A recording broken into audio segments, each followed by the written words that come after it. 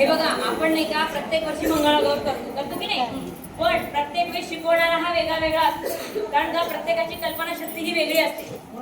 प्रत्येकाची संकल्पना की आपण असं करू शकतो, ते आपण इतरांना पाहतो, पण दुसऱ्यांना शिकवायचं म्हणल्यावरती आपल्याला पण घाबरायला होतं. हो की होतं की नाही.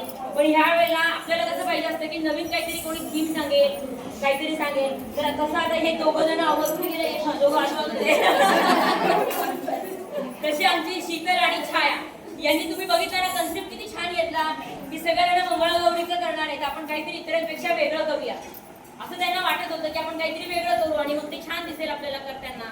मग त्यांनी छान छान देवांची गाणं निवडले, जे ऐकून आपण असं मंत्रमुग्ध होऊन जातो. खरं सांगायचं म्हणजे त्या दिवशी मी झोपूनच गेली. तुम्ही बघायला या असं मला त्यांनी सांगितलं की तुम्ही आलेच नाही, बघून तरी घ्यायचं आम्ही कसं केलेलं आहे. पण मी नरम गरमच होते, आली बघता बघता जी मला झोप लागली त्याचं गाणं संपलं किंवा झालं. म्हणजे इतकं छान आणि सुरेख त्यांनी गाणं निवडलं आणि खूप छान केलं, म्हणजे चांगल्या पद्धतीने.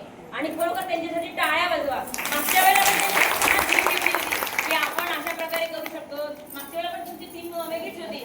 हा, म्हणजे ते भंडारा वगैरे काय काय असं होतं सगळं, जेजुरीचं. हा असं, आणि खूप छान होतं. नंतर मम्मी झाली होती ती मैत्रिणी अशी मारायला वगैरे, म्हणजे खूप छान घेतलं होतं. म्हणजे हे आपल्याला वेगळं वेगळं बघायला मिळतं. आणि ह्या ग्रुपसाठी खूप टाळ्या वाजवा सगळ्यांसाठी. आपल्यामध्ये आलं होतं.